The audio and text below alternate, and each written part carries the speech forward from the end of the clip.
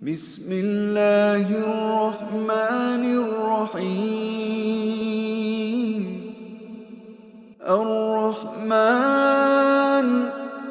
علم القرآن خلق الإنسان علمه البيان. The topic at hand, I think, is obviously a perfect one, and something that certainly in the United States a lot of people are interested in right now. Islamic teaching, or the Islamic religion in general, is unfortunately not as understood even amongst the Muslims as it should be, in the same way that Christianity is often very misunderstood amongst Christians. When I was in America, I met with somebody from the Methodist tradition who'd asked me to come and give a presentation to the church, and he said, unfortunately, we Americans, as you know, don't understand Islam. And I said, well, I think that many Christian preachers in America would say the same thing about Christianity. So religious ignorance is obviously a human problem. Jonathan Swift said that we have just enough religion to hate each other, but not enough religion to love each other, which is a very interesting statement, because often religious ignorance leads to animosities and leads to enmity between people. And it's, I think, tragic and ironic, because most religions, if you look at the fundamental core teachings, have very similar teachings about human beings. Certainly the Abrahamic faiths believe that all human beings were created by the same creator.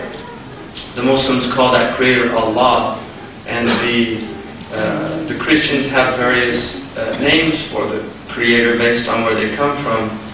The New Testament was obviously, it was written in Greek, and so theos is the word that is used for God, and we get from that deus in Latin.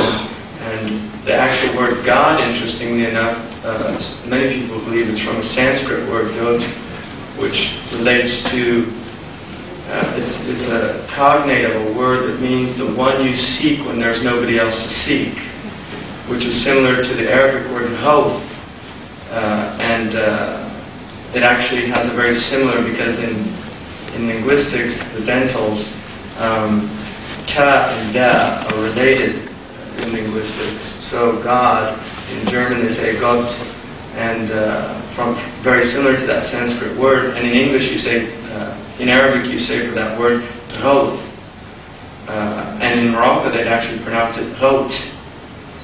So it's very similar, and it's interesting because the Roth is the one that you seek when there's nobody else to seek. And the Arabs call that istighatha. The Persians call God Khoda, which is from the same, it's a cognate also. So you'll hear Persians, you might hear here in Bahrain, they say Khoda Hafid, which is God protect you. So Khoda is from the Sanskrit also, because Persian is an Indo-European language, and so it's from the Sanskrit also. The Persians, for when they say brother, they say brother, father.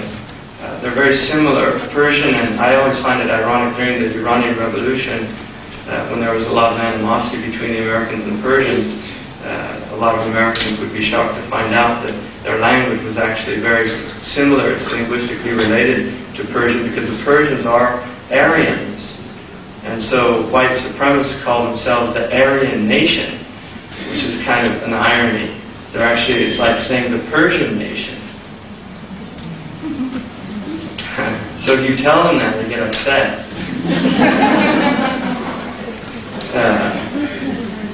So we all have this same creator if we're from the Abrahamic faith. If you move into the Eastern religions, despite the fact that they tend to have a different concept, nonetheless I think all of them, including certainly Hinduism, and I think if you get into Hinduism and study it deeply, you begin to find out that it also is not necessarily a polytheistic religion, as a lot of people believe, that has a concept of a unified creator.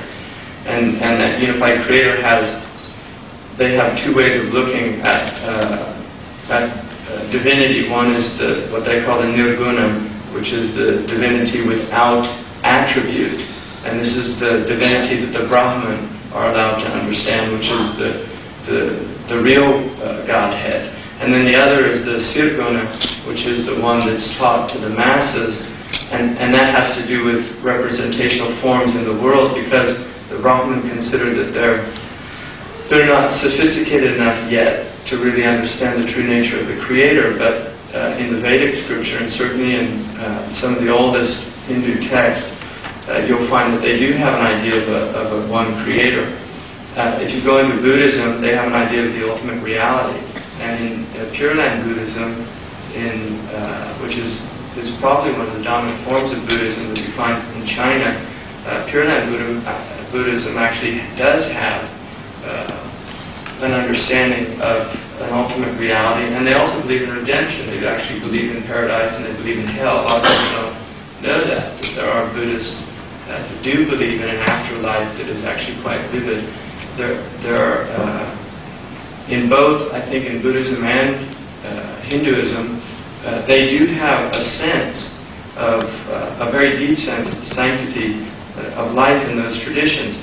So I think it's very tragic when religion becomes a vehicle for destruction and for hatred and animosity, when you have it at the core root of our sacred traditions, this idea of the sanctity of life, and also the idea that the ego, or what the Quran calls the nafs amara, this is the commanding self, the self that is obsessive and compulsive by nature, is really what religion has come to subdue. And so the ethical teachings at the root of religion are teachings that are bringing a type of discipline to the self, so that the self becomes controllable and becomes something that is productive in the world and constructive and not destructive and harmful. What happens, though, the nature of the self, is the self is an extremist. Human beings actually tend to go to extremes. And this is why in ethical traditions, and certainly within the Islamic tradition, there's an idea of the ethical mean. Aristotle, in his book on ethics, which is a foundational book of ethics not only in the West, but also in the Islamic tradition. A lot of people are unaware that a lot of the ethical traditions in Islam, whether it was Imam al-Ghazali, who was a great moral ethicist of the 6th Islamic century, he died in 502, or whether it was Ibn Miskawayh, another great moral ethicist, Rahab al-Isfahani. Many of the great scholars of Islam who wrote treatises on ethics were actually deeply influenced by Aristotle's book on ethics, which is a rationalist text on how to live a good life and an explanation of what a good life is. But in that book, he had this idea of a mean, that an ethical life was a life that was balanced and in moderation. And what human beings needed to do was learn to find a balance, a real sense of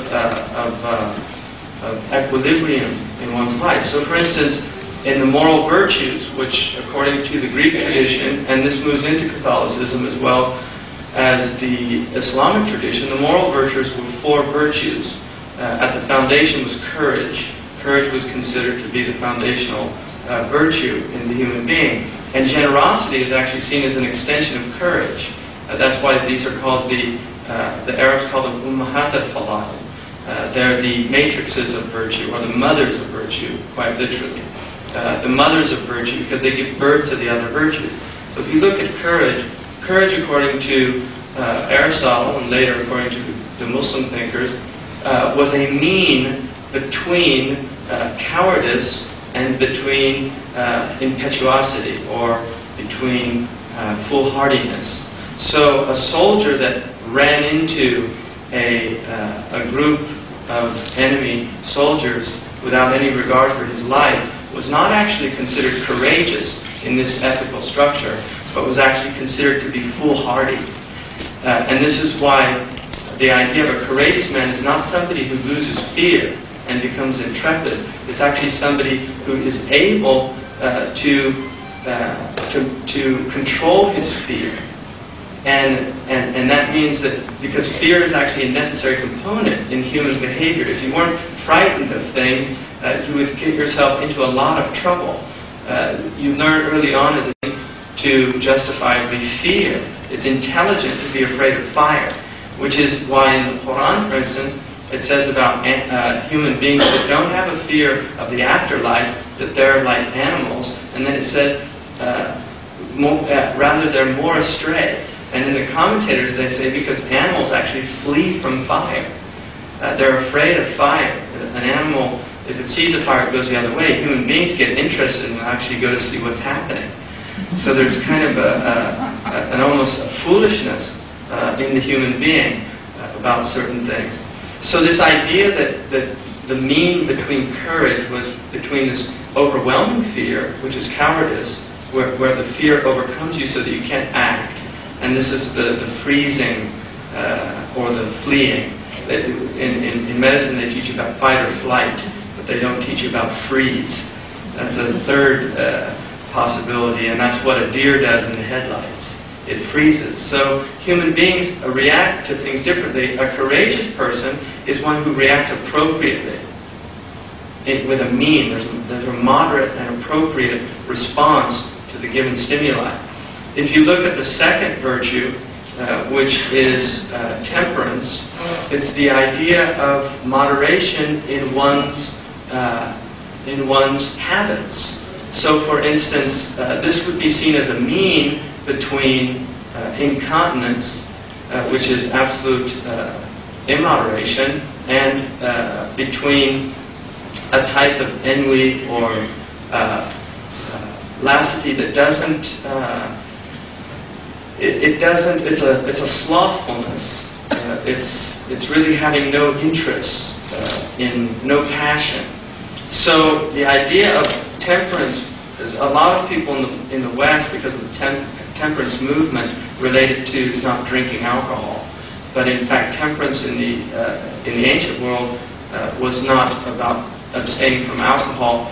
It was about having moderation in your life. So it didn't mean that you didn't enjoy things of the world, but you didn't allow the enjoyment of the things of the world to become so immoderate that you became a profligate, that you became, if it was related to sexuality, you became a satyr or somebody who was just overwhelmed by their sexual appetite, until they would dissipate and take themselves to a type of destruction. And we can certainly see that in human life. People do those things.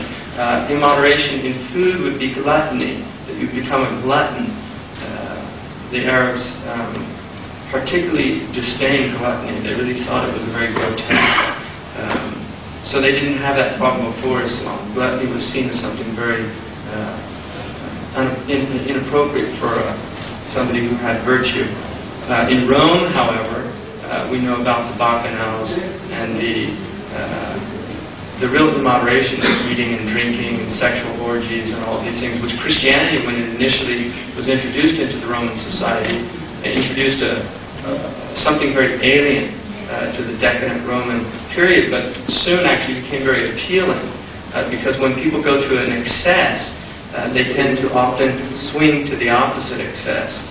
And so monasticism became very appealing to these very jaded Romans.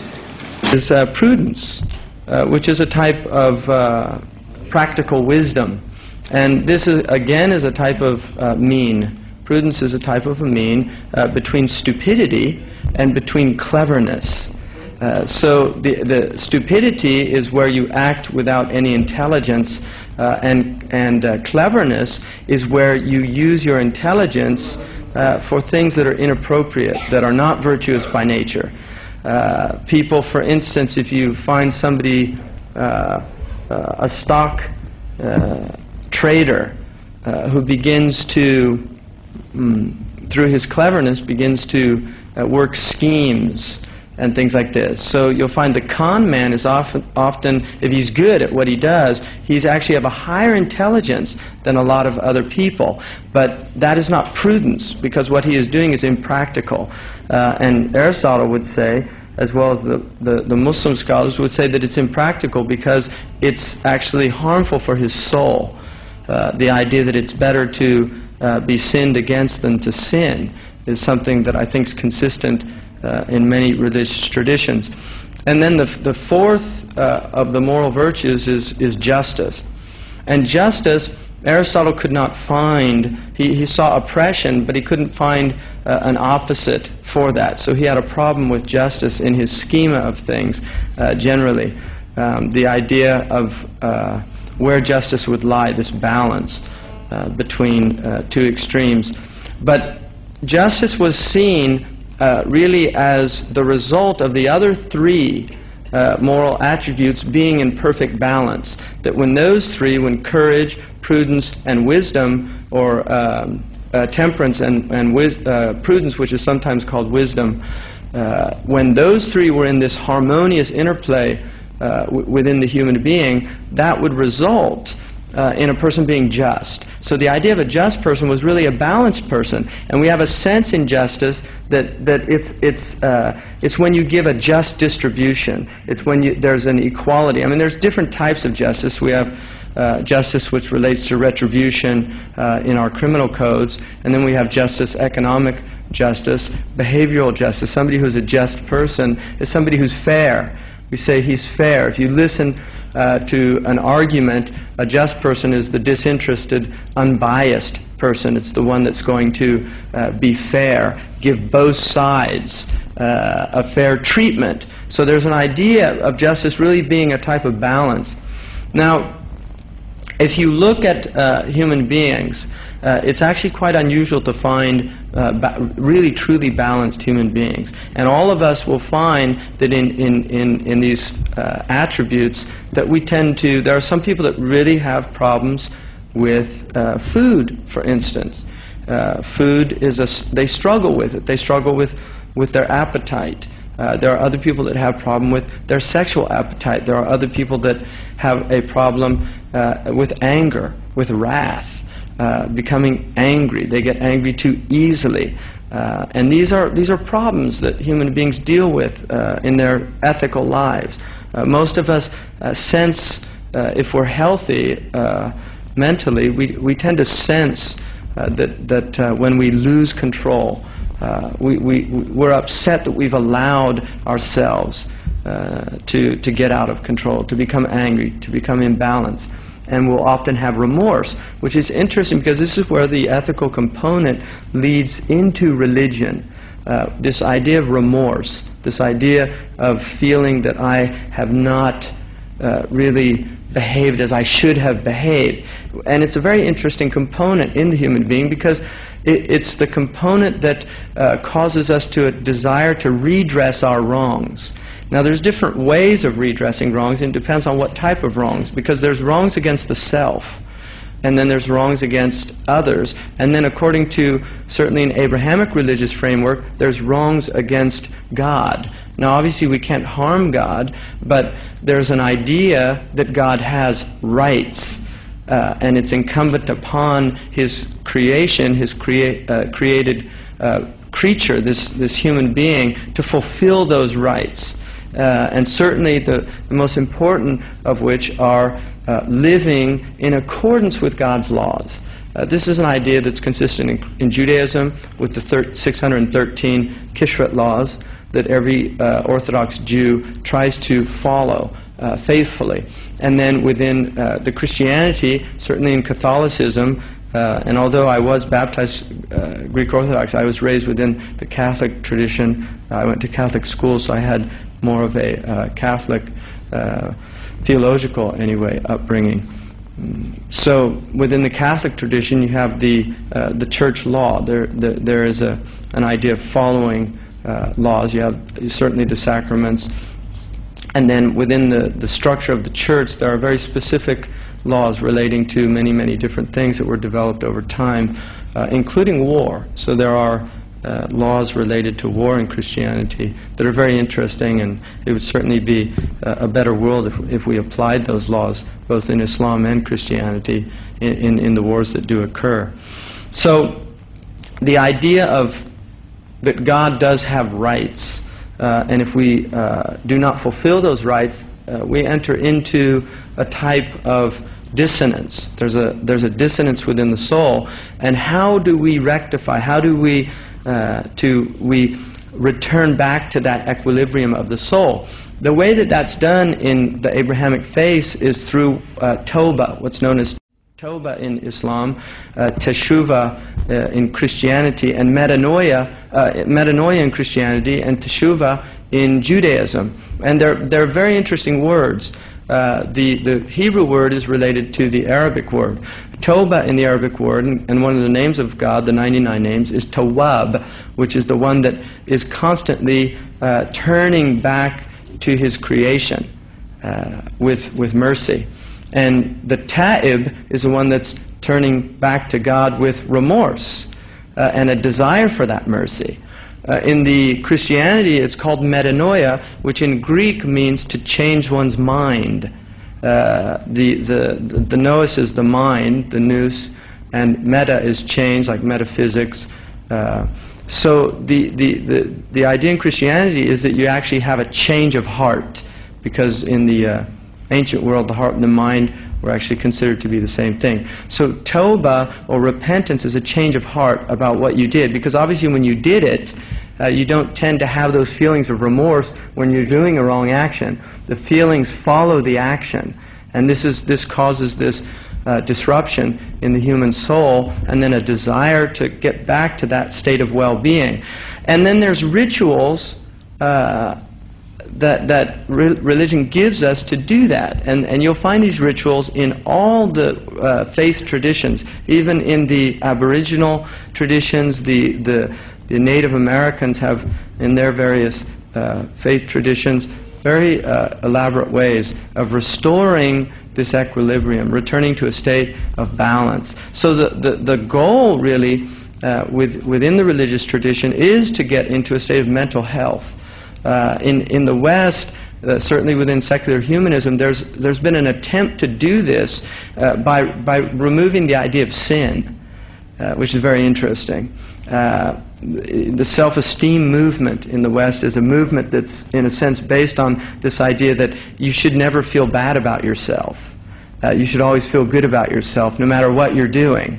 And that's a problem for human beings, because no matter how hard you try to put that idea into people, they're always going to have these problems. I had a class in ethics when I was in the university, and the book that we read was very materialistic, and it said religion solves the very problems that it creates, which I thought was a really interesting statement. And he went on to elaborate, saying that what religion does is it makes man feel bad about his deeds, but then it gives him these means to restore that feeling of well-being through ritual. But then you get into a chicken and egg. This is circular reasoning, because what came first?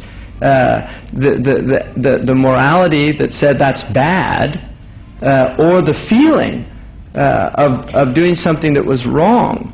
So this is a real problem. From the religious perspective, the seminal story about this is the story of Cain and Abel, which, whether you look at it as a myth or whether you look at it as a literal story, the point is well made.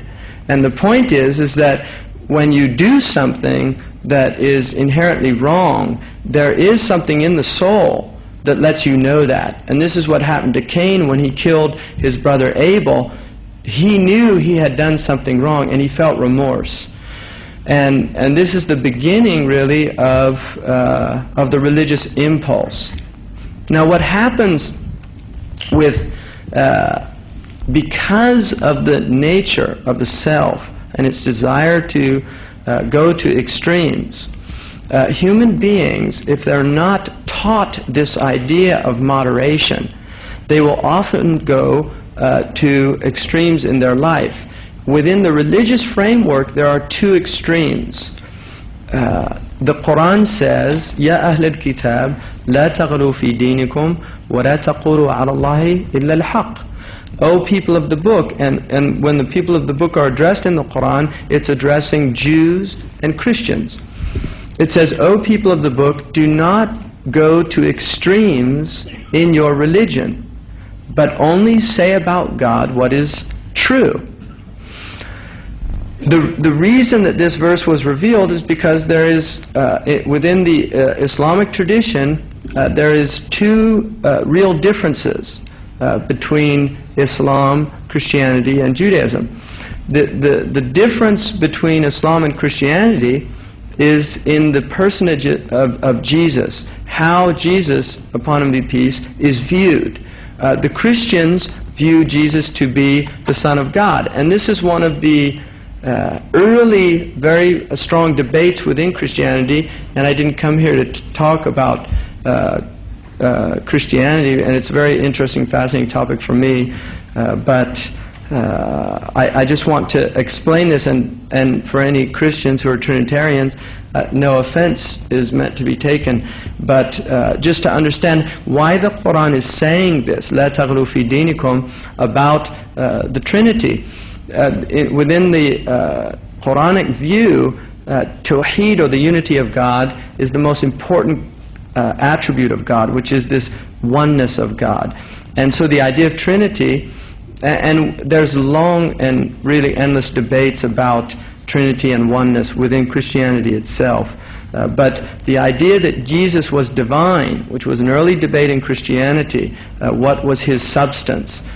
Was it of God, or was it of the world, created substance? And this is why within the creed of Christianity they say that he is one substance with the Father, begotten, not made.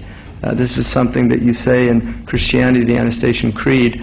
Within the Arian tradition, for instance, the debate was that although there was a divine element, his actual substance was not divine, and they had this homo and homoi, which in Greek homo is like, and homoi is similar. And Gibbon said one of the bizarre aspects of Christianity is that the whole theological crux of Christianity rested on a diphthong, right? Because oi is a diphthong in linguistics. Anyway, that's just kind of one of those funny scholarly things. So when the Quran says don't go to an extreme, it's telling Christians don't say that Jesus is divine. This is called ifrat in the Islamic worldview, which is the extreme. On this, if we have a continuum, you have the religious extreme of excess, and that is called ifrat. You've done too much. And it's interesting because the verse addresses both Jews and Christians. It says, "Ya Ahl al-Kitab, la taghlu fi dinikum," don't go to an extreme. The other extreme is the Jewish extreme, which is called the extreme of tafriq, which is not doing enough.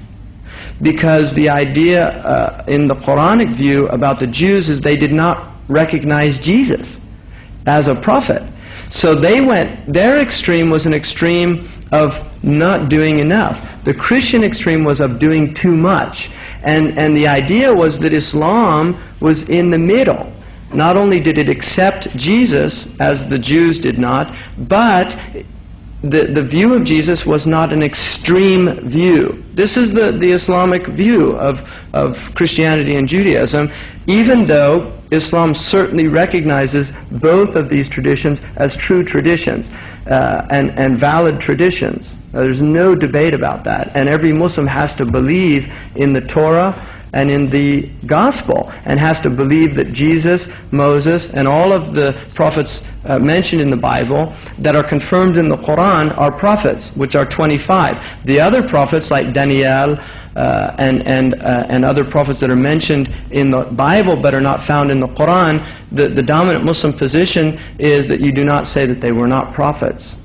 Even though they weren't mentioned in the Quran, the fact that they're mentioned in the existing Torah and Gospel is that the probability is that they were prophets, because there are many prophets that we were not told about. According to some hadiths, there were over 124,000 prophets, and that every people were given prophets, were given revelation or dispensation from God. So this idea of extremism, it's interesting that Islam is telling other religions not to be extreme. So I think that that in and of itself should tell you how Islam views itself. If it can tell other people not to be extreme, then it certainly would view itself as a moderate religion. Then the question arises, if it is a moderate religion, why is there such extremism within the ranks of Islam? And this is an important question. There are many answers to that question. Before I go into them, what I'd like to do is look at the moderation of Islam and how it views itself as a middle way between Catholicism and between Christianity and between Judaism. In terms of this middle path or this middle way, Islam, in the Mosaic law, retribution is very important, an eye for an eye, a tooth for a tooth, and that's the Old Testament. In the Christian law, there is an idea, it was said of the people of old, an eye for an eye and a tooth for a tooth, but I say to you, love those who hate you. So this is a new law. This is saying, if somebody strikes you on one cheek, give him the other cheek. So retribution, in a sense, is being removed, and the Mosaic law is being modified by a new understanding. Now, this has always been a real problem within the Christian tradition of dealing with the fact that the essential teaching of Jesus is so radical and really contrary, in a sense, to human nature or the nature that we find. The Isawi teaching, the teaching of Jesus in the Islamic tradition is seen as celestial. It's a celestial, it's angelic. And the Musan is seen as terrestrial. It's very earthy, it's of the world. The Islamic tradition is seen as this balance between the two. It accepts both of them. And that's why within the Islamic tradition there's the right to retribution. The Quran says, an-nafsu bin-nafs, wal-aynu bil-ayn, an eye for a self for a self, an eye for an eye, a tooth for a tooth. The Quran says that, but immediately after that it says, but if you forgive, that will be a way of removing your wrongs. So now it gives an option, because human nature it wants retribution. But overcoming human nature is closer to piety, because the overriding attribute that we desire from God is forgiveness. Every human being that knows God wants this forgiveness from God. And so this idea of forgiving is very much part of the Quranic teaching, and certainly part of the behavior of Islam's Prophet Muhammad ﷺ, because he was somebody, he's described by one of his companions, مَا كَانَ يَدْفَعَ السَّيِّئَةَ بِالسَّيِّئَةِ وَلَكِنْ يَعْفُو وَيَغْفِرُ. He never repaid an evil with an evil in return, but his nature was to pardon and forgive. And this is the nature of the Prophet Muhammad. He did not take retribution for himself. And in fact, somebody attempted to poison him, and he did not eat from this poisoned piece of mutton, but one of his companions did, and he did not desire retribution, but the family of the companion desired retribution. So it's very interesting, in Islamic legal theory, you can actually forgive somebody who kills your family member, which is an interesting solution for the death penalty problem, because those people that are against the death penalty have that option. They can actually say, I don't want that person killed, and blood money is paid. as a way of material compensation. And there's a difference between male and female, not because there's any difference in the souls, but because certainly in the Islamic tradition and in most traditional worldviews, the male was the provider. And in Islamic law, while a woman can work and earn money, her money is discretionary, which means that she uses it to her discretion, whereas a man's money is not discretionary.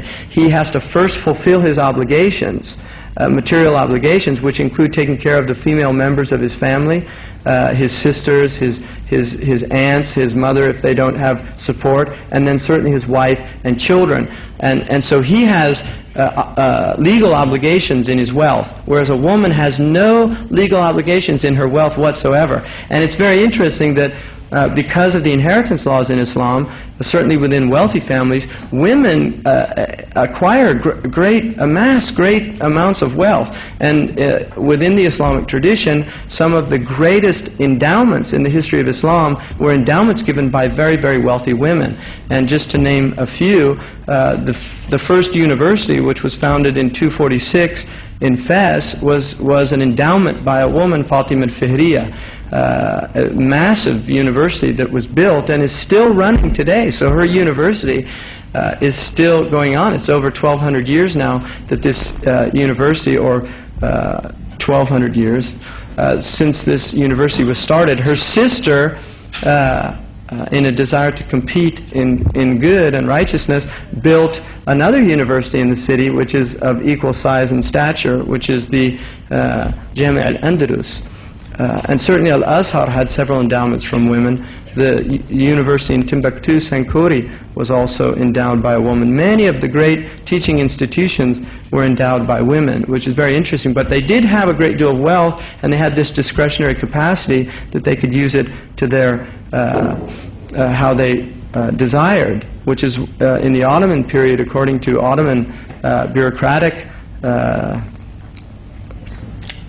bureaucracy, probably about 40% of the religious endowments in the past 400 years were coming from women, which is very interesting. So the wealth that existed within the women was actually it was considerable. So this idea of being this balance, you also find it in marriage. In Islam, traditional Christianity actually prohibited divorce. And in Judaism, in traditional Judaism, a woman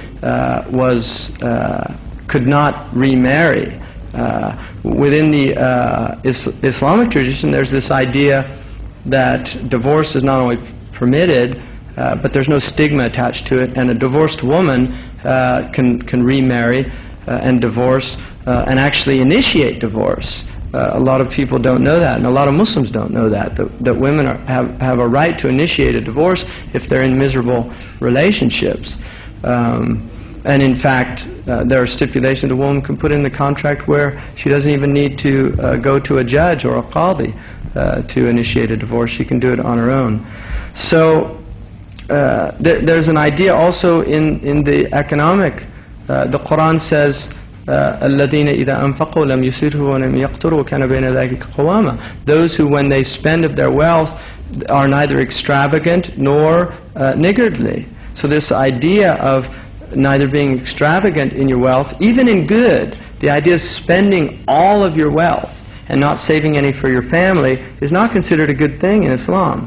That you should be moderate in your expenditures, that if you do good with your wealth, you should do good with this understanding that you also have your obligations, like your family and your children. And the Prophet ﷺ said it's better to leave inheritance for your children than to leave them dependent on others. So there's this idea that saving money is not a bad thing.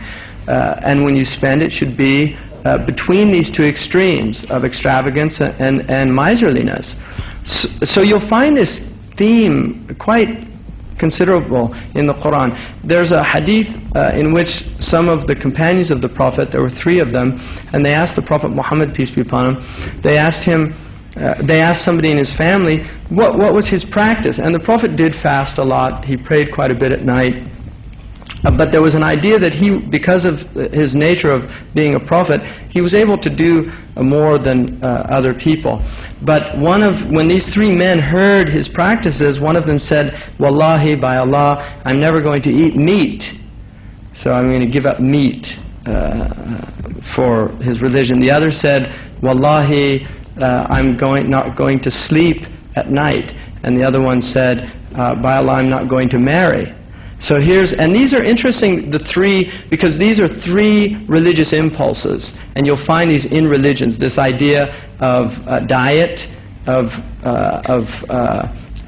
really overcoming the soul through draconic dietary measures, and also this idea of praying a lot, night vigilance, and then the idea of giving up relationships with the opposite sex. So we find this in monkhood, the nun who has this religious impulse to give up the world and leave the marital bed for the sake of God. It's very interesting that those three are all mentioned in this hadith, and when the Prophet, peace be upon him, heard about this, he had those three men come to him and he said, "Is it true what I heard?" Which is also teaching that don't believe things you hear about people. You should ask them. That's part of the wisdom that the scholars mention about that hadith. But in the hadith he says, "Is it true what I've heard about you?" And they said, "Yes." And he said, "Don't do this." And he said, "I'm somebody who fasts and break my fast. I eat meat and I break my fast." And he said, "I'm somebody who sleeps in the night and I get up and pray. And I'm somebody who marries." And then he said, "And whoever does not desire to follow my way is not from me." In other words, this moderation, if you don't want moderation, if you're looking for religious extremism, you're in the wrong religion. You need to go find a religion that has these type of extreme elements, but my religion does not, which is very interesting. I mean, he actually, in another hadith, he said, "Iyyakum wal ghuluwa, fa inna al ghuluwa ahlak alladhina min qablikum." Beware of extremism in your religion, because it is extremism that destroyed previous religious communities. And he said, and you can see the remnants of those communities in these monasteries in mountains. This is what he said. And there's a very interesting story that I read it was written by a traveler who was in Greece, and I actually spent a summer in Greece at a Greek Orthodox camp when I was 12, which was a very interesting trip. But he told this story of going to a monastery, and they have monasteries in Greece on these mountains where you actually have to come up in a basket. So the monks, they really try to keep people out, because you go up this face of a cliff in a basket, which would take a lot of courage. I mean, you really want to get there if you're willing to do that. But this man took this pilgrimage to this monastery, and he said that he was looking out over the Aegean Sea, and he really felt this religious experience. He's having this epiphany and really having a wonderful, and he's looking out there, and he said next to him was this Greek Orthodox monk with this beard, and he said he was just so amazing looking, and he said, "I just wish that we could communicate so he could say something profound to him." And he said, at that point, the Greek monk said the only two English words he knew: "Women evil."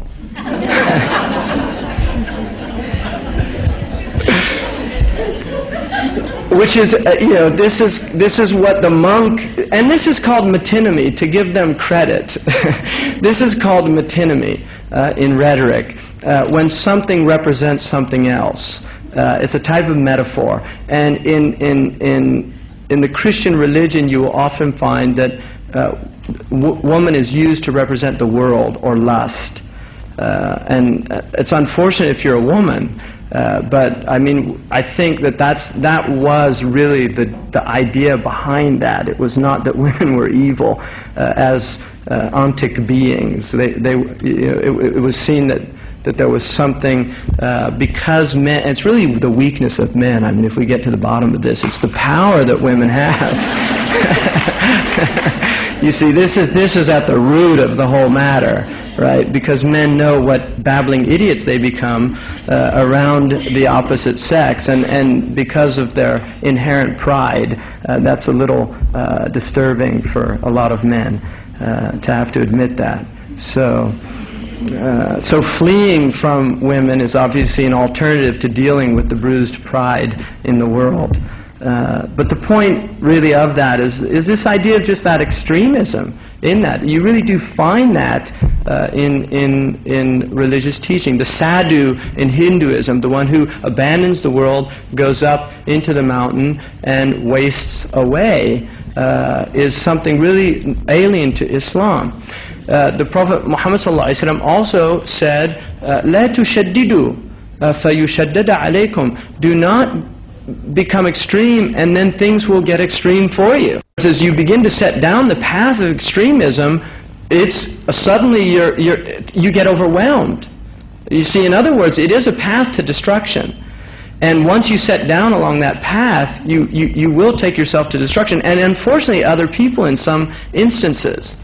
So when we look at the Islamic teaching and really see the moderation in the tradition, we have to wonder, where does this extremism come from? Now, when we look at extremism, we consider it to be these two ends of this equilibrium, of this continuum. You have the ifrat and the tafrit, doing too much, doing too little. So in the Islamic law, people that are too lax in their religion are seen as extremists. And also people that do too much. So there is this idea of doing too much. And this is what a lot of people, especially people that return to the religion with a lot of fervor. And what you'll find, I guarantee you, with a lot of these religious extremists out there, you will find that they led very profligate periods in their life. Usually when they were in college, or around that period of about 16 to 23 or 4, you will often find that they were actually involved in a lot of sort of distasteful things, especially from the Islamic perspective. And what happens is they have a conversion. It's a very powerful experience, and then they begin to blame the evils, particularly of the West, within the Islamic tradition, because they see that the West is this corrupting element. It's corrupted our morals, it's corrupted our society, the laxity of sexual morals, and many of these women, many of these men had relationships with Christian women. So for instance, in Beirut, where you have a lot of prostitution and things like this, there's this idea that I was corrupted by the Christians. And I think you'll find that in many of the backgrounds of these people, which is very interesting from a psychological perspective. It's a very interesting aspect of this. So when they have this conversion, they have this real impulse to do what's right, and they begin to become obsessed with certain practices. One of the things that you'll see with a lot of religious extremism is they pray a lot. In other words, you'll get this kind of mark or a bump on the head because of the prostrations and things like this, and there's a lot of devotional practice. Well, unfortunately, if you do a lot of devotional practice, you can actually go into religious psychoses, which is it's a phenomenon that happens to people. You find it in all the religious traditions. If you do too much practice, you will actually enter into a state of religious psychosis. Some of these states can be very profound, and they will actually mistake them for spiritual experiences. And there's an interesting book called Saints and Psychopaths, which is about this problem, differentiating between a genuine spiritual experience and between a psychotic experience, because there are a lot of people who don't recognize that one is often mistaken for the other. So because of going, there's another hadith in which the Prophet said, لَنْ يُشَدَّ الدِّينَ أَحَدٌ إِلَّا غَلَبَهُ, that no one will go to an extreme in this religion, take on too much, except he'll become overwhelmed by it. And so he said, فَأَوْغِرُوا فِي هَذَا الدِّينِ بِرِفْقٍ. So gently move into this religion. Don't move into it all at once, which is an incredible wisdom from a deeply religious man to people who are having a religious impulse. He's saying, slow down. Take your time. Don't try to take it all on at once. And that's why, and I've seen this particularly in conversion, because conversion's a very powerful experience for people. When you convert to a religion, there's a real desire to do as much as you can. And I've seen that there are Muslims who don't understand this idea of letting people slowly come into a tradition, and they put on too much on people. And I've actually seen people leave Islam because they were forced by the people they became Muslim with to do more than they could handle. And they actually went to the other extreme, which is initially they were doing everything, and then they get burnt out, and they can't handle it. And then they just want to go and do something else. And this happens. So this idea of just moving into this tradition slowly, and then recognizing also that there's this massive continuum of people in the world. Religious impulse, a deep religious impulse, is certainly not the vocation. A deep religious impulse is certainly not the vocation of everybody. And I'll tell you something very interesting in the Islamic tradition, and again, a lot of people don't know. There are Muslims that condemn, for instance, playing chess. I mean, if a person's very religious in the Islamic tradition, playing chess would be seen as a waste of time. And it would be seen as inappropriate, lahu, what's called lahu.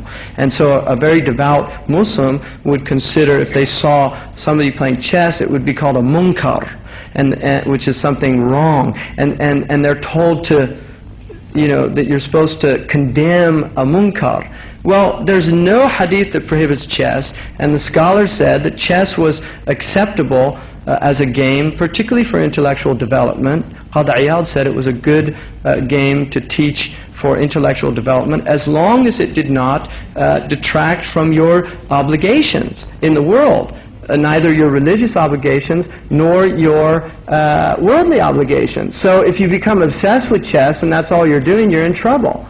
But if it's something that somebody played as a source of enjoyment or something like that, then it's not seen as this terrible thing. It's perfectly fine. And Ibn al-Qayyim al-Jawziyah says, if you see some people playing checkers in the street, he said there are many Muslims that will condemn them. He said this is from their lack of wisdom and inner spiritual sight.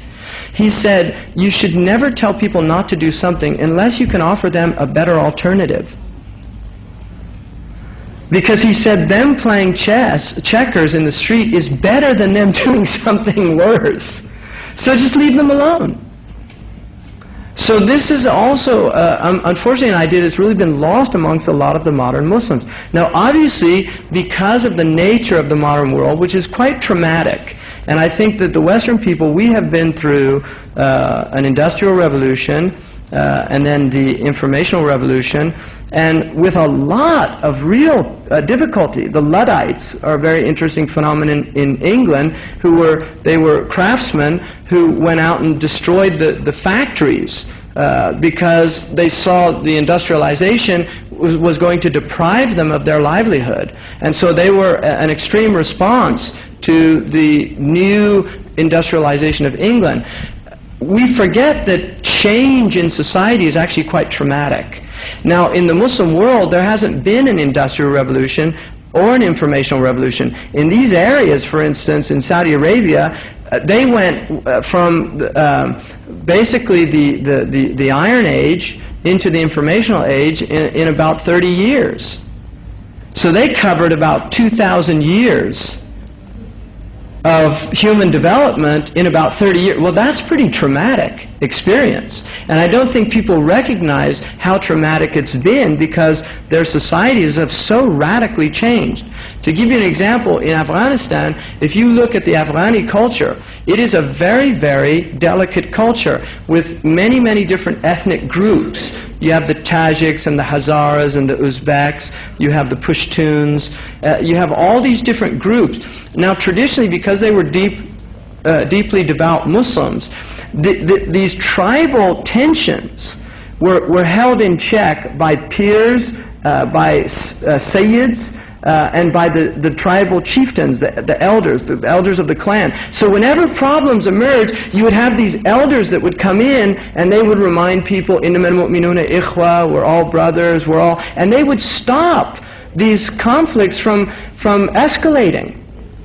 And it worked very well.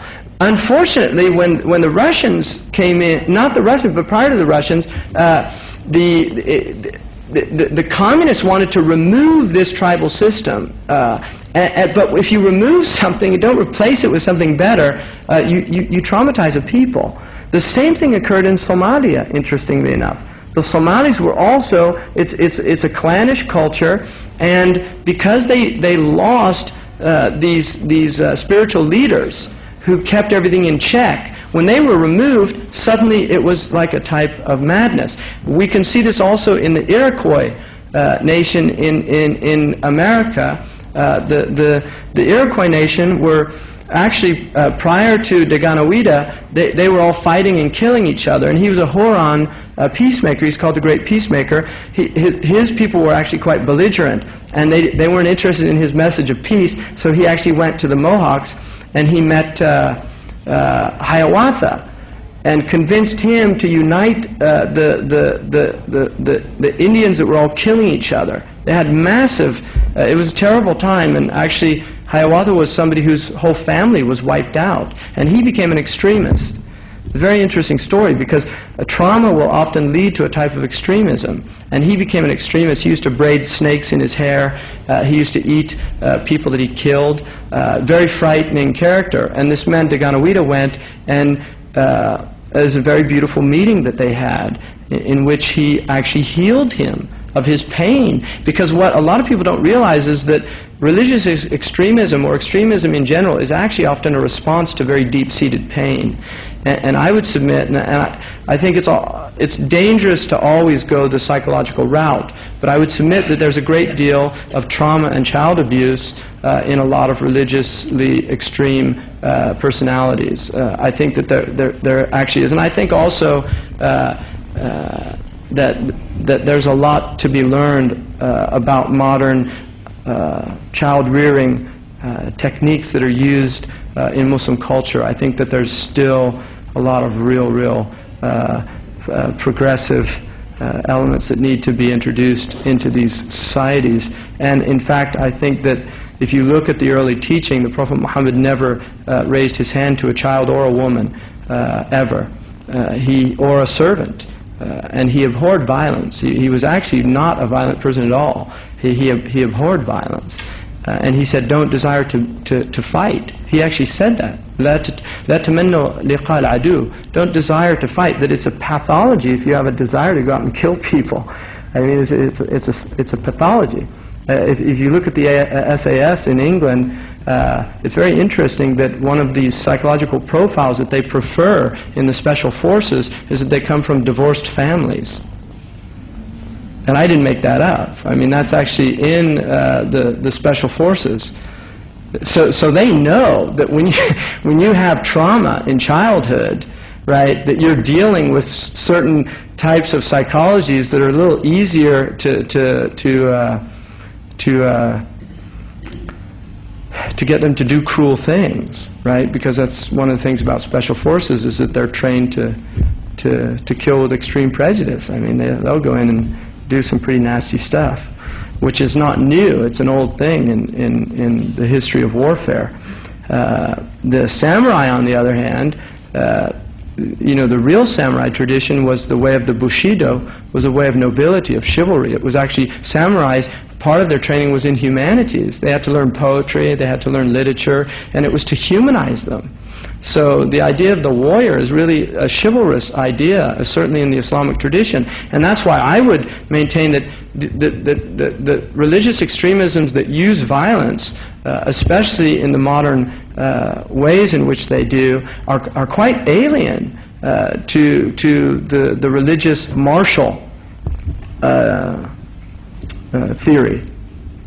In Christianity, the crossbow was outlawed by the church because it was seen as such a vicious way of killing people. It was too effective. And loss of life, even though, I mean, there's horrific wars in Christianity, they still had this idea that war should be fought between combatants and should be fought in ways that minimalized bloodshed, not maximized it. Within the Islamic tradition, indiscriminate killing was certainly prohibited, which is why the Mamluk actually outlawed gunpowder in warfare. I mean, the muftis of the Mamluk period, when gunpowder was introduced into the Muslim world from China, they come up, the Chinese would have never thought of using it to kill people, because there's a humanistic tradition in their warfare. They wouldn't even thought of it. But when the Muslims initially got gunpowder, they really saw it as to use it in warfare was not a good thing. And so it was outlawed by some fatwas. It was later retracted, and the Muslims actually developed quite sophisticated cannons for their time and guns. When gunpowder went to Europe, though, and that's the reason the fatwa was retracted, because it came to Europe through the Muslim world, and the Europeans immediately saw the effectiveness of gunpowder in warfare and began to develop its use. And when they came back to the Muslims using gunpowder, suddenly it's the Muslims said, well, we better learn how to use this, or else we're in big trouble.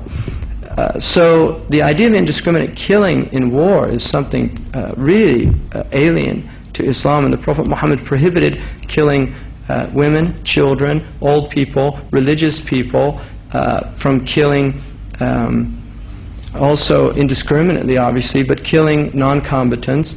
And if you look in his 23-year period, the total number of dead on both sides was less than 2,000 people in 23 years. So while he did use coercive power, he certainly saw it like a surgeon is used in medicine. It's a last resort. And in just war theory, in both Christianity and Islam, there's an idea of proportionality, which is that you attempt to do everything that you can to prevent war before you actually use that as an option.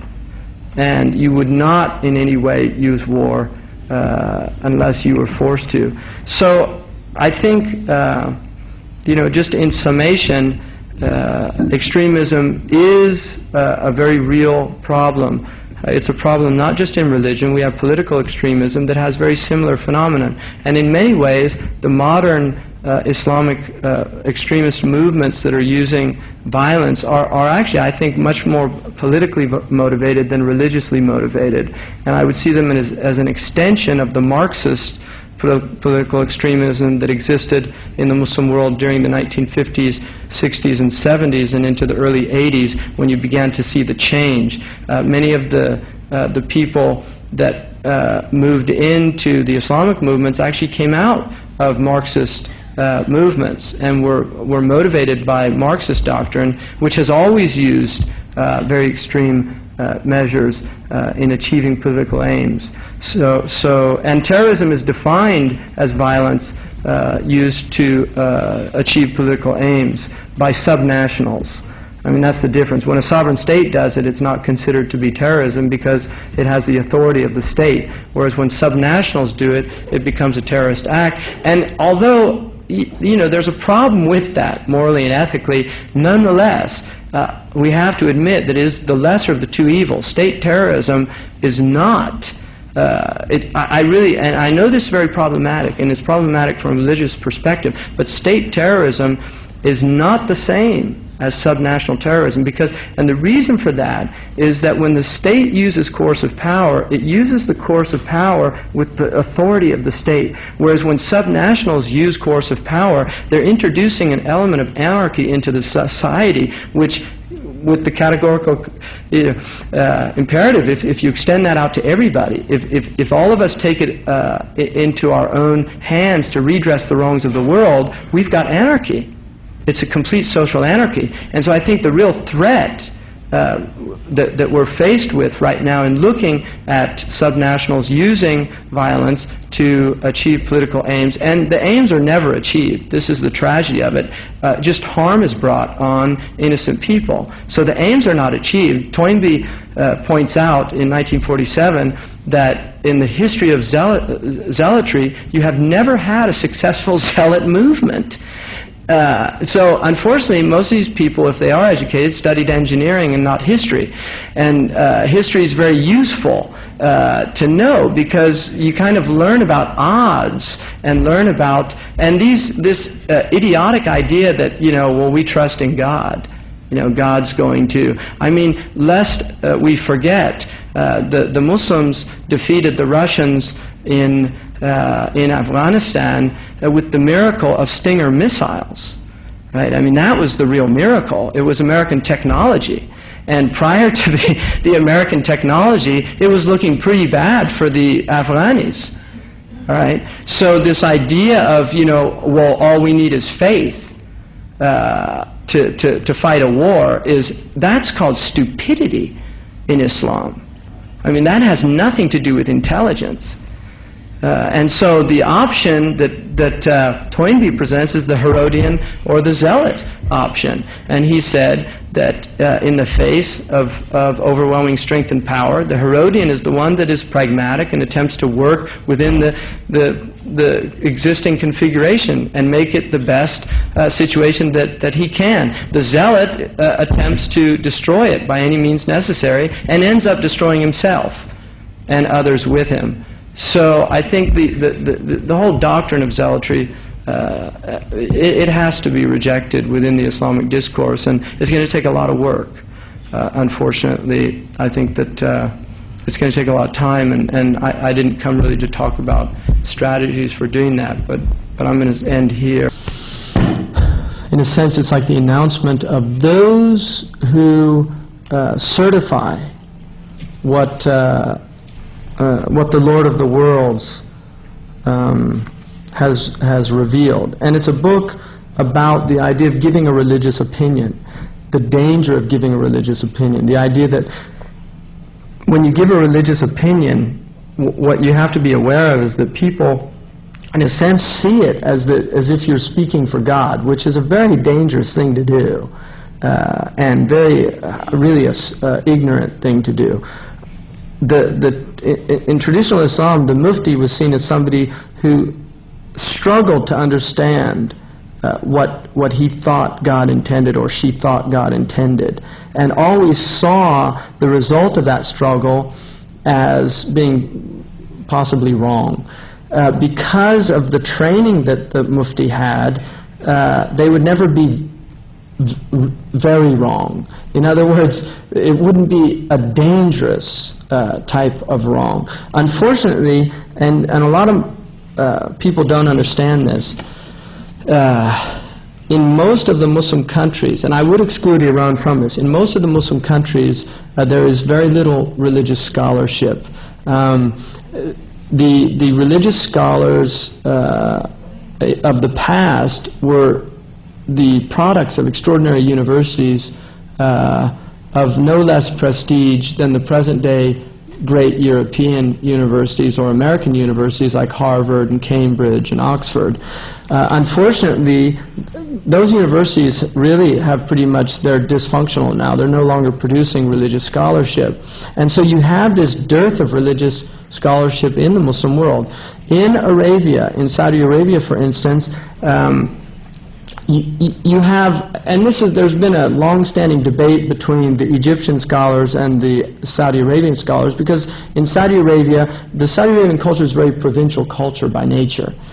It has been for a long time. The religious scholarship tends to come out of very isolated areas, and they have a very particular worldview and a very particular scholastic view. They're limited to one school generally, and they tend to really adhere to that school. In traditional Islamic education, as a person developed in their knowledge, their opinions tended to broaden and to become more and more tolerant. And so, unfortunately, when when you narrow down a religious training to particularly one school, it's actually quite dangerous and can lead to extreme positions. Most of the scholars in Saudi Arabia, though, are actually they're abhorred by what's going on. And the official fatwa of Saudi Arabia, even about suicide bombing in Palestine, which I'm totally opposed to, and the scholars that I took from are very opposed to. But unfortunately, there has been fatwas issued by, I think, very short-sighted people that are looking at political expediency and not really at the moral implications of the act itself.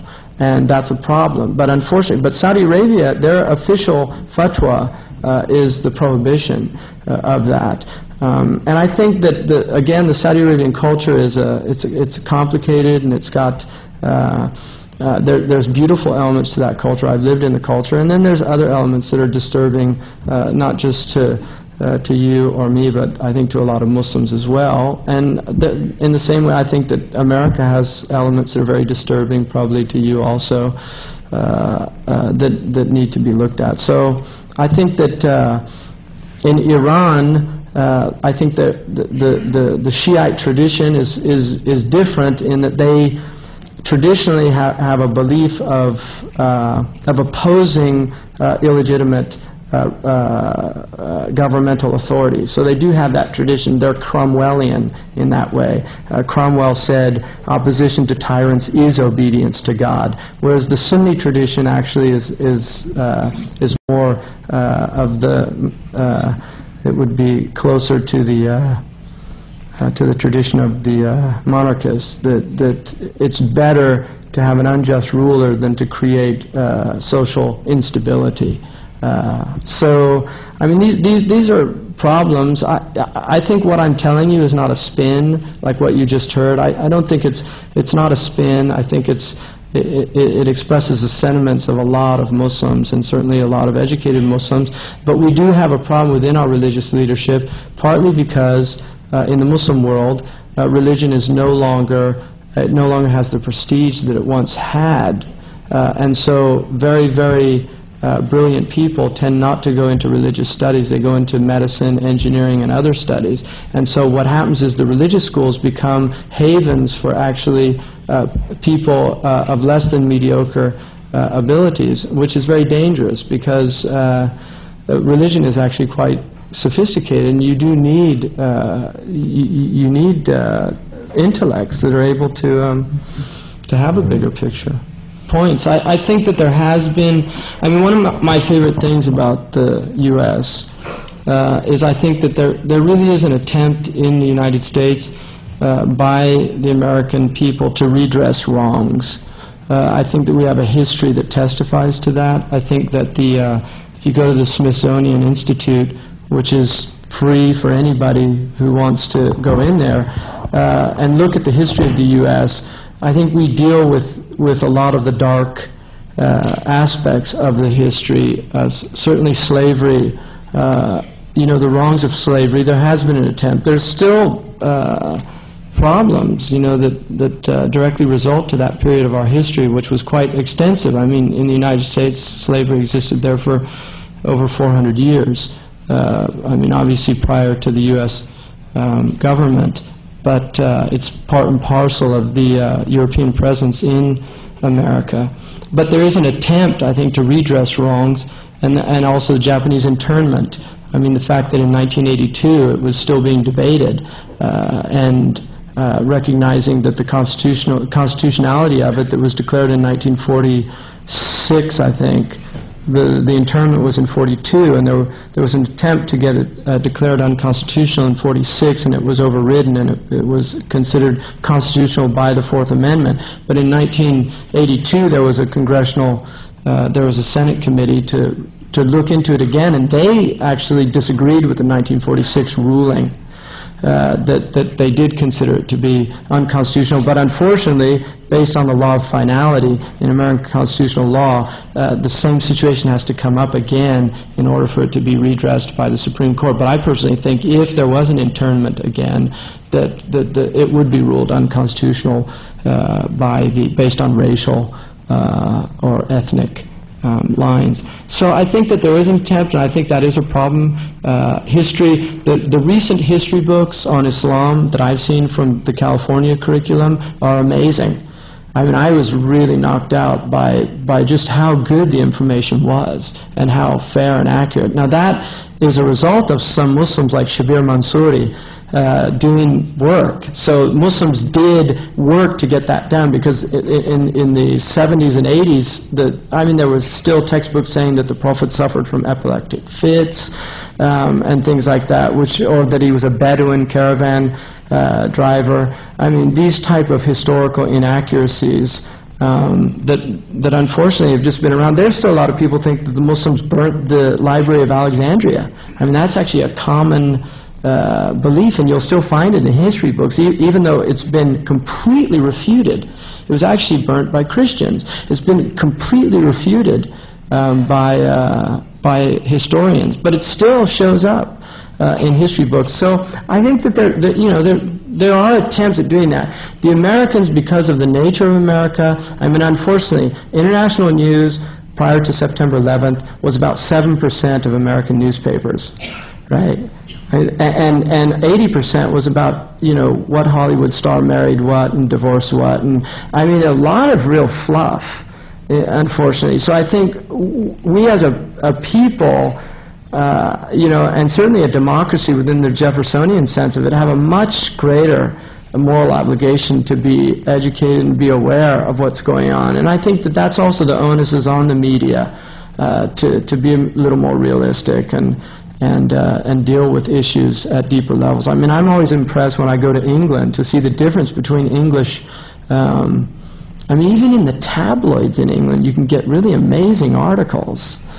I'm just like amazed that get this really intelligent article in a tabloid. And in America, I mean, a lot of our major newspapers look like tabloids sometimes. So I think that's a problem.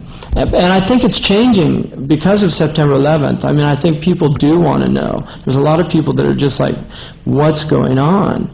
But it shouldn't contain it. I agree with you. Yeah. Because I used to be a history teacher. Yeah, so yes. It's your fault. It's history teacher's fault. You were probably a good history teacher, but there's so many boring history teachers that people don't get interested. And history is the most interesting subject in the world. And if you get a good history teacher, it's really a wonderful experience. What's that? Oh, absolutely. Listen, a lot of Muslims really think that Hollywood is an accurate portrayal of American society. And I'll tell you something very interesting. When I watch, now I've lived in the Muslim world for 10 years. I've been coming here in the last 10 years, I come here maybe once or twice a year. And I have a reasonably good pulse on the Muslim world. When I watched the media, because I don't watch TV, I don't have a TV in my house, but when September 11th happened, I started watching because I wanted to just see what was going on. When I watched it, I was convinced that the whole Muslim world was up in arms and it was revolutionary times and my God and this and that. It was a lie. It's just media distortion. And so unfortunately here also there's a lot of distortion. And our media has to take a lot more responsibility. I mean, I think these people are getting away with murder. Literally, they really are, and we have problems. Censorship is obviously a real problem. But I gave a talk to a group of editors in England, and I mentioned about the moral component in their job, and one of them said, "We're not moralists. We're not here to preach." And it was just kind of this secularist fundamentalist that was upset, as if I was implying religion. Which I really wasn't. I mean, I was talking, even if you're a humanist, you still are supposed to adhere to certain basic ethical principles. And the moral compunction just seems to be absent in a lot of the reporting that goes on. And the reporting, it used to be news was supposed to be informative, but now it's becoming much more opinionated. You're seeing a lot of news shows in America that aren't telling you the facts. They're literally telling you what to think about the facts. And what you're having now is you hear a speech, and before you can actually think of it as an intelligent human being, you've got these pundits on that are telling you what it meant. And so I think that there's a kind of dumbing down of people where you know, the thing about, I mean, Abraham Lincoln said, never underestimate the common sense of the common man. You know, that people are intelligent. And I think that there's kind of this assumption that people are just stupid and they can't figure it out.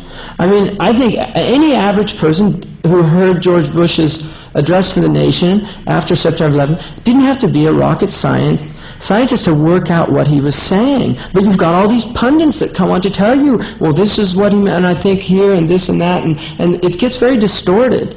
So I think that we have problems in the media. State-controlled media here is another issue.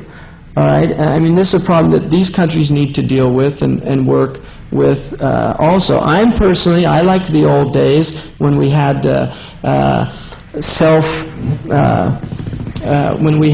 self-monitoring with the Hayes Censorship Act back in the 30s, and you had this kind of idea that Hollywood had a moral obligation. I think a lot of for instance, up until the 1960s, it was considered unethical for a film not to have a resolution of good and evil. I mean, that was actually unethical in the United States. So you could not have a film where the criminal got away with it.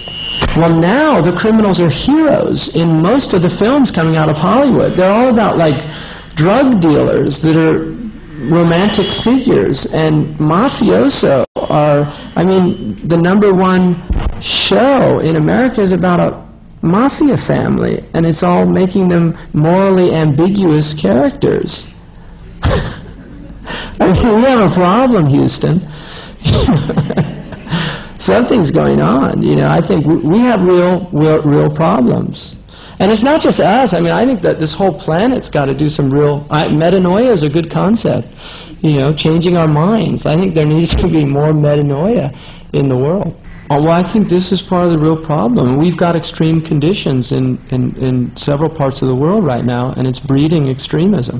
Believe you me, I mean, it's an ethical problem, but, you know, what I was trying to express was that the danger of subnational terrorism, there is a greater inherent danger in it than in state-sponsored terrorism. And this is part, I mean, the problem that we have in the Muslim world is that the double standards are quite evident, particularly, you know, the UN resolutions about Kashmir and about Palestine have been ignored for many decades.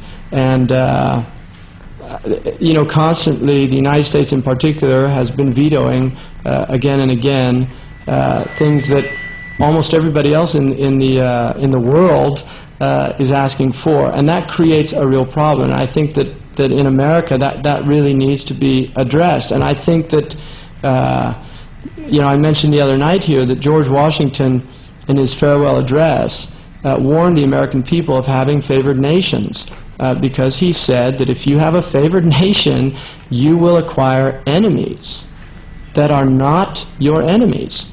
And they are the enemies of your favored nation. And that is a very real problem. And I think American foreign policy, you know, we have a problem. We really do. I think the United States has a real problem with certain aspects of the foreign policy. I think that it needs to be redressed.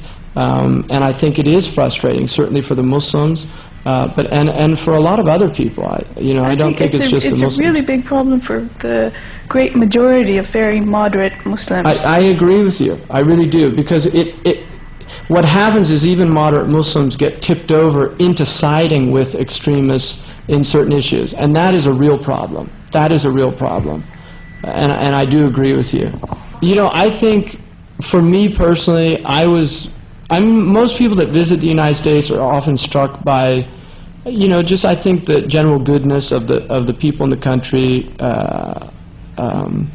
and I was very surprised at what happened. I thought there would be much greater backlash, to be honest with you, and there wasn't. I think, however, I do think that people's patience can only be tested so much, and my great fear is any other events, because, you know, I think people the goodwill of a people will only go so far before they just get fed up. So, but I think generally the goodwill of the people, and that goes both ways, obviously. It goes on the other side of the line as well, which is something we in America need to really consider, because I think that the anger that people were feeling and a desire for revenge. There's a beautiful line in The Merchant of Venice where Shylock explains to the merchant why he wants his pound of flesh. And in his explanation, he says to the Christian, he says, "You've mocked my religion, you've mocked my nation, you've spit on me, made fun of me, ridiculed me." And he said, and I'm not different from you. I'm paraphrasing, unfortunately, but he said, "I'm not different from you.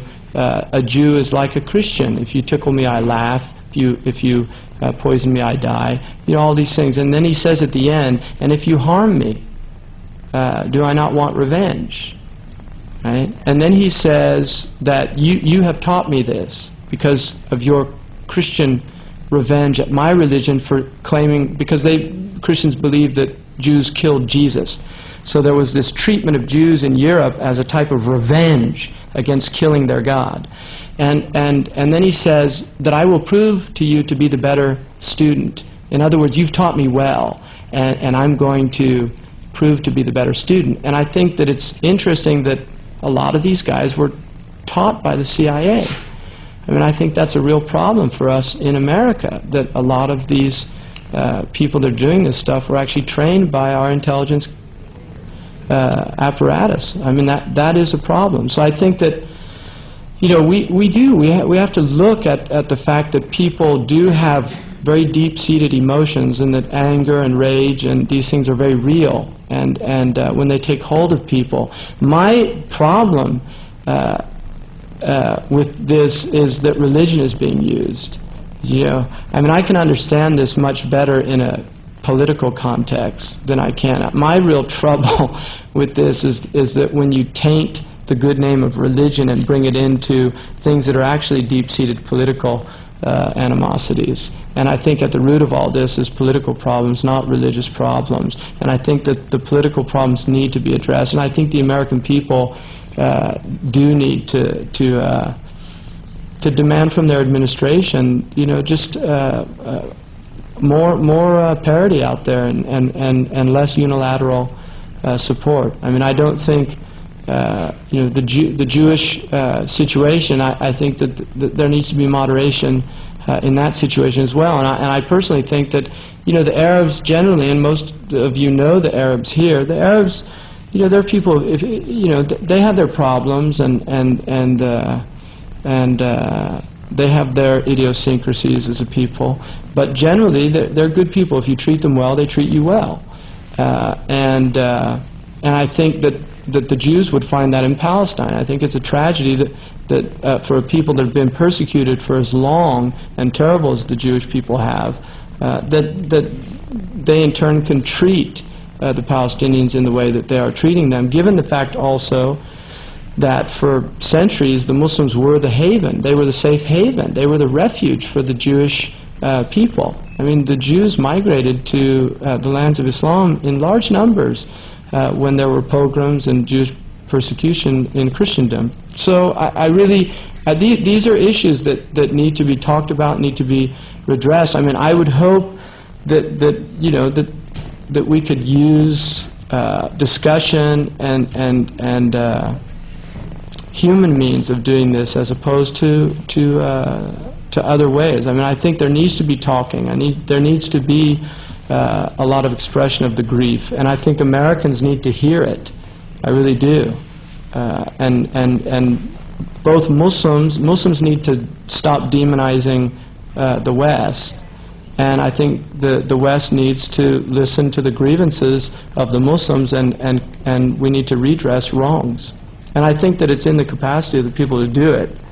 You know, I really do. And I think that most Americans, I think really generally most Americans, if they really felt that they were doing something wrong, they would be deeply upset about it. I do. I really don't think that the American people believe that they're perpetrating wrongs. I really don't think that at all. And I think that unfortunately within the administration, within the, that there are Machiavellian tendencies in any political system. I mean, there certainly is in the Muslim world.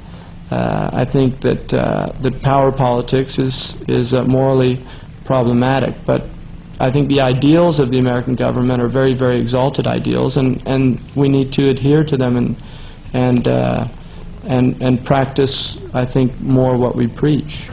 I think, yeah, I do. I mean, I hope, and I do. I think, hopefully things won't go back to business as usual. I mean, my real hope is that the administration recognizes the real crises that's taken place, that we really do have a problem. And I think while I agree with the idea of no linkage in the sense that, you can't justify the act.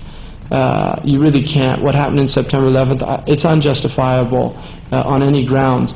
On the other hand, I think, that we have to really consider what is breeding a lot of the resentment, because it's not just people are envious, people are, I think the Americans here in this country are probably more aware of that than other people, because, I mean, the Bahrainis, I mean, you can live like an American if you want in this country, basically, but still there's trouble. People feel troubled by a lot of what's going on, and I do hope that the Americans recognize that we do have as a representative government, that there's a greater responsibility, because elected officials in the United States are supposed to be public servants, and they're representing the people.